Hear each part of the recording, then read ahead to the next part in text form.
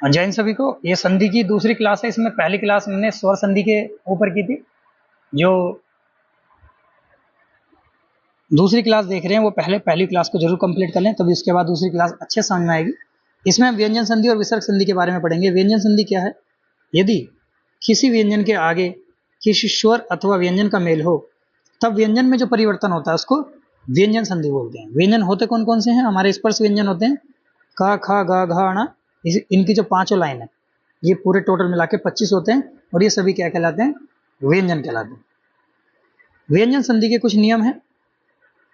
यदि स्पर्श व्यंजन के प्रथम अर्थात कै, च, ट, तै, पै के बाद किसी वर्ग का तीसरा चौथा स्वर या अंतस्थ व्यंजन होते हैं ये रह आए तो वर्ग का पहला वर्ण कै, च, ट, तै, पै के स्थान पर अपने ही वर्ग के तीसरे वर्ण में परिवर्तित हो जाता है। सिंपल सा रूल है कि यदि ये पहली लाइन जो कचट तप वाली पहली लाइन है, इसके साथ किसी वर्ग का तीसरा चौथा स्वर है, यानी किसी भी वर्ग का ये तीसरा या चौथा कोई भी स्वर आता है, तो पहली लाइन का जो वर्ड है, व्यंजन है, वो तीसरी लाइन में कन्वर्ट हो जाएगा। जैसे वाक प्लस जाल, तो वाक में क्या है? का है, का पहली लाइन का शब्द है, और जा क्या है?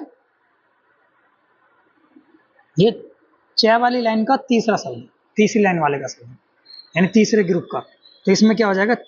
पहला ग्रुप और तीसरा ग्रुप आपस में मिल रहे हैं, तो इसकी जगह क्या बन जाएगा?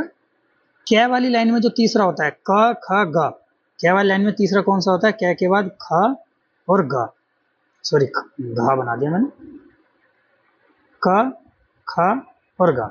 तो पहली इसका कै वाली लाइन का जो तीसरा वर्ण होगा उसमें परिवर्तित हो जाएगा, यानी कै का परिवर्तन किस में हो गया? आधा गै में हो गया, क्योंकि कै के नीचे भी हलंत लगा हुआ था, इसलिए क्या हो जाएगा? वाक की जगह वाग हो जाएगा, वाग जाल। इसी तरीके से जगत प्लस ईश, तो तय है और यहाँ ई है, तो इसका क्या हो जाएगा? जगदीश हो जाएगा। वाक प्लस ईश्वरी हो जाएगा, तो इसका वागीश्वरी हो जाएगा। यानी ये शब्द क्या है? जो पहली वाली लाइन वाले जितने भी शब्द हैं, ये सभी अपने तीसरी लाइन वाले शब्द में चेंज हो जाएंगे। क्या वाला तीसरा शब्द होता है आपका य, और तय वाली लाइन में तीसरा शब्द क्या होता है? तय तरबुज, थन, द दवा, यानी द में चेंज हो जाएगा। तय तरबुज किस में हो जाएगा? द में चेंज हो जाएगा। इसी तरीके से वाक प्लस ईश्वरी वागीश्वरी, सत प्लस गुण सदगुण, दिक प्लस भ्रम दिग्भ्रम, दिक प्लस विजय दिग्विजय, यानी सभी में कै और तय किस में चेंज हो जा रहे हैं? ज्ञ में चेंज हो जा रहे हैं, ज्ञ और द में।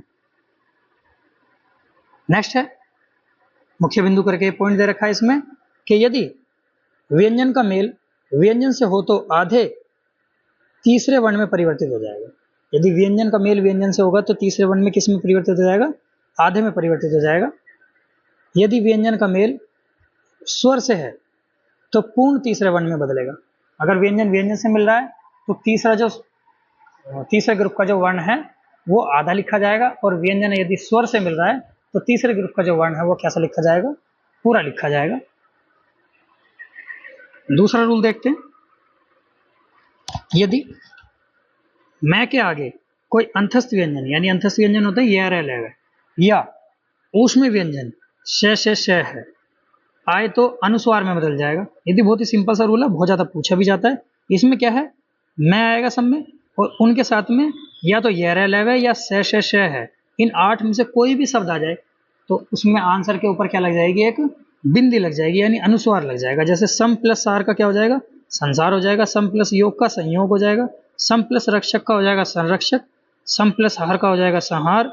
सम प्लस युक्त का हो जाएगा संयुक्त। इसी तरीके से जितने भी मैं वाले शब्द हैं, इनके बाद में या तो अंतस्थ आ जाए या ऊष्म में आ जाए, तो वो किस में परिवर्तित हो जाएंगे? अनुस्वार में परिवर्तित हो जाएंगे। नेक्स्ट है तीसरा रूल। जब किसी हर्ष स्वर कौन कौन से होते हैं? ए, ई, उ और ऋषि। या दीर्घ स्वर कौन कौन से होंगे? आ, बड़ी ई, बड़ा ऊ, छोटा ए, छोटा ओ और बड़ा ओ के आगे 6 आता है तो 6 के पहले च बढ़ जाता है। यानी जो हमारे स्वर होते हैं उनके बाद में यदि 6 आता है तो 6 की स्वर की जगह वहां पे क्या हो जाएगा? आधा च लग जाएगा। जैसे परी में क्या है? ई की आवाज है, और छेद, परी और छेद मिलाकर क्या हो जाएगा? परिच्छेद हो जाएगा, आधा च आ जाएगा इसमें। इसी तरह लक्ष्मी और छाया मिला के क्या हो जाएगा, लक्ष्मी छाया हो जाएगा, बीच में क्या आ जाएगा, छ की आवाज आ जाएगी। अ प्लस छादन क्या हो जाएगा, आच्छादन हो जाएगा। अनु प्लस छेद का हो जाएगा अनुच्छेद। वी प्लस छेद का विच छेद।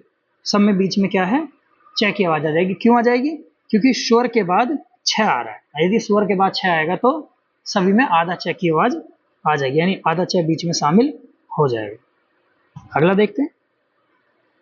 नेक्स्ट रूल है, यदि श के पश्चात त या थ के आने पर उसके स्थान पर क्रमशः ट और ठ हो जाता है। यानी श के बाद यदि त या थ आते हैं तो उनकी जगह क्या हो जाएगा, ट और ठ हो जाएगा। यहाँ लिख भी रखा है इसको, जैसे त प्लस आकृष्ट। त प्लस आकृष्ट का क्या हो जाएगा, आकृष्ट तो हो जाएगा, मतलब सॉरी आकृष्ट प्लस ता का क्या हो जाएगा, आकृष्ट हो जाएगा। हमारा त की वजह से किस में कन्वर्ट हो जाएगा, वो ट में कन्वर्ट हो जाएगा। जैसे दुष् प्लस ता का क्या हो जाएगा, दुष्ट हो जाएगा। यानी ता किस में कन्वर्ट हो जाएगा, टा में कन्वर्ट हो जाएगा, और था किस में कन्वर्ट हो जाएगा, ठा में कन्वर्ट हो जाएगा। जैसे प्रश प्लस था किस में हो जाएगा, पृष्ठ में। शश प्लस था किस में हो जाएगा, षष्ठ में। निकृष्ट प्लस ता हो जाएगा निकृष्ट। उत्कृष्ट प्लस ता हो जाएगा उत्कृष्ट। तो इसी तरीके से हमें बस ये याद रखना है, यदि श के साथ त आ रहा है तो ट बन जाएगा, यदि श के साथ थ आ रहा है तो ठ ठटेरा बन जाएगा। नेक्स्ट अगला देखते हैं। यदि ए और आ को छोड़कर किसी भी स्वर के आगे स आता है तो स के स्थान पर ये दूसरा वाला श षटकोण वाला स हो जाएगा। जैसे अभी प्लस एक, तो अभी प्लस एक का क्या हो जाएगा, अभिषेक हो जाएगा, स चेंज हो गया। वी प्लस सम का क्या हो जाएगा, विषम हो जाएगा। नी प्लस सेद का क्या हो जाएगा, निषेध हो जाएगा। सु प्लस सुप्त का क्या हो जाएगा, सुषुप्त हो जाएगा। अगला है, त के बाद यदि च छ हो तो त का च हो जाता है। ठीक, यदि त के बाद च या छ आ रहे हैं तो त किस में कन्वर्ट हो जाएगा, वो आधा च में कन्वर्ट हो जाएगा। जैसे उत प्लस चारण है तो उत प्लस चारण का क्या हो जाएगा, उच्चारण हो जाएगा। इसमें ऊ पूरा का पूरा है, हम इसको एक को बना के दिखा देते हैं। जैसे उत प्लस चारण, तो इसमें त की जगह क्या करना है, बस आधा च कन्वर्ट कर देना है। तो ऊ ऐसे ही रहेगा, चारण ऐसे ही रहेगा। ये जो त है, त की जगह आधा च आ जाएगा तो ये आ जाएगा उच्चारण। इसी तरीके से उत प्लस चरित्र का हो जाएगा उच्चरित्र। सत प्लस चरित्र का हो जाएगा सच्चरित्र। नेक्स्ट है रूल, त के बाद यदि ल हो तो त ल में बदल जाता है। जैसे उत प्लस लास का क्या हो जाएगा, उल्लास। तत् प्लस लीन का तल्लीन। उत प्लस लेख का उल्लेख, और उत प्लस लगन का उल्लगन। नेक्स्ट रूल है, यदि स्पर्श व्यंजन के प्रथम अक्षर क च ट त प के आगे कोई अनुनासिक व्यंजन आए तो उसके स्थान पर उसी वर्ग का आधा पांचवा अक्षर हो जाता है। यानी पांचवा अक्षर जो है उसको कैसे लिखेंगे, आधा लिखेंगे। जैसे वाक प्लस में, तो वाक क्या है, ये पहला वर्ण है। तो इसके बाद यदि अनुनासिक, अनुनासिक में कौन कौन से हो गए, मैं हो गया और न हो गया। तो यदि इसके बाद मैं आ गया तो इसकी वजह से क्या हो जाएगा, कै वाली लाइन का जो पांचवा अक्षर होता है कौन सा होता है, ये वाला आना खाली होता है, डैडमरू की तरह जो बनता है। तो ये क्या हो जाएगा, आधा हो जाएगा, यानी वार्ड में हो जाएगा। आधे का मतलब क्या है, इसके नीचे हलंत लगा दिया।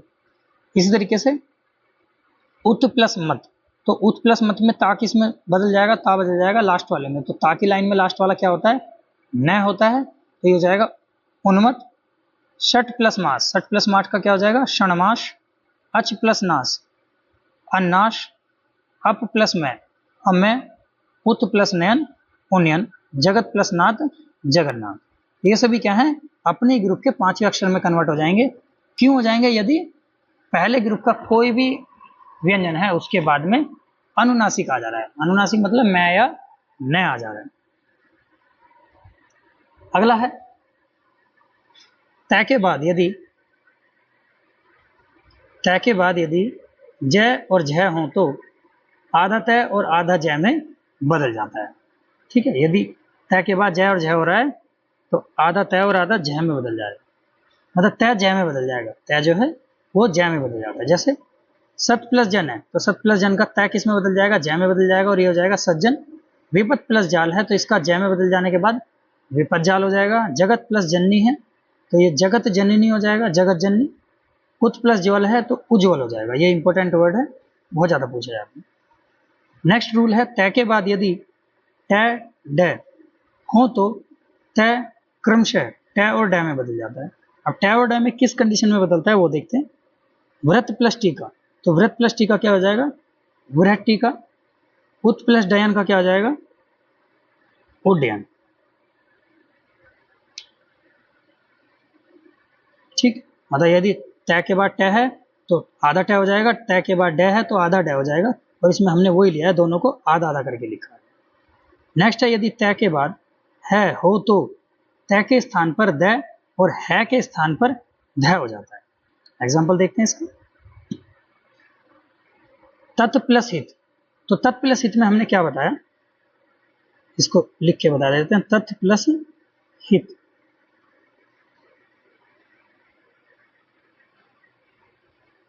इसमें क्या बोला कि तय के स्थान पर तो ध हो जाएगा और है के स्थान पर द हो जाएगा, यही कहा गया।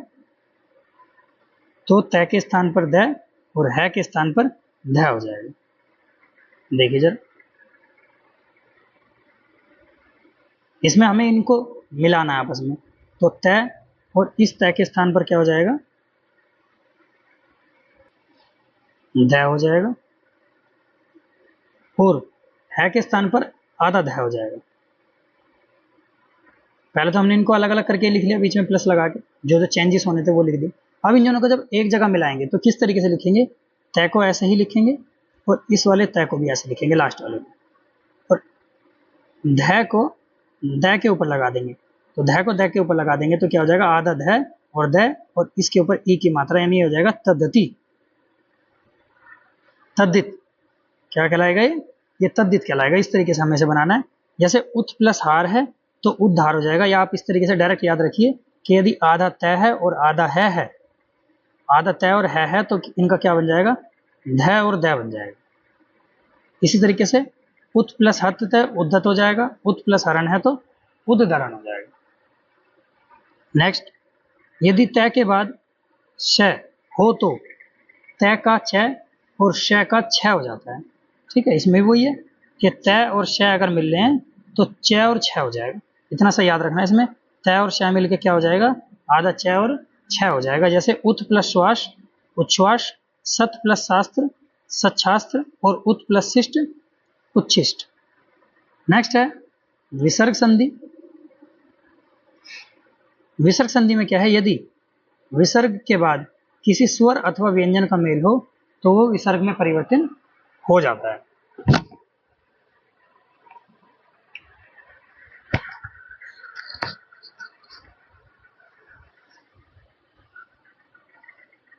तो वहां पे क्या होगा, विसर्ग संधि होगी।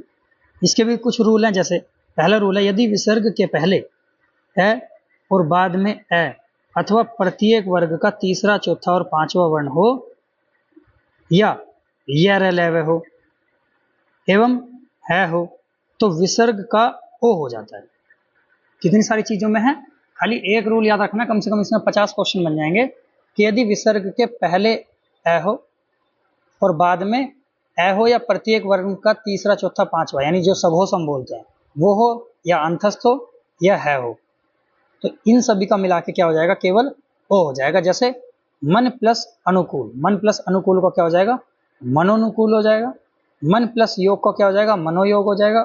अध प्लस गति अध्योगति हो जाएगा। व्यय प्लस वृद्ध व्यय वृद्ध हो जाएगा। मन प्लस अभिलाषा मनोअभिलाषा है। यानी इन सब में क्या है, बाद में कोई भी शब्द है, अगर विसर्ग के पहले ए की आवाज आ रही है, मन में ए की आवाज आ रही है, और बाद में तीसरे चौथे पांचवें वर्ण का कोई भी व्यंजन है या ए है, तो उसकी जगह क्या हो जाएगी, बड़े वाले ओ की मात्रा लग जाएगी। इन सब में बड़े वाले ओ की ही मात्रा लगाई गई। नेक्स्ट, दूसरा रूल है इसका, यदि विसर्ग के बाद च या छ हो तो विसर्ग स में, ट या ठ हो तो विसर्ग स में, इस वाले स में, और यदि त या थ हो तो इस वाले स में। ठीक है, यानी तीनों प्रकार के श में बदलेगा। पर कब बदलेगा, अगर च और छ है तो स सलजम वाला, ट और ठ है तो स षटकोण वाला, और तय और थ है तो स सपेरा वाला में बदल जाता है। ये नीचे लिख भी रखा है, अब देखते हैं जरा। जैसे नी प्लस च, तो नी प्लस च है क्या हो जाएगा, निश्चय हो जाएगा। नम प्लस ते, नमस्ते। नी प्लस छल, निश्चल। दु प्लस तर, दुस्तर। नी प्लस ठुर, निष्ठुर।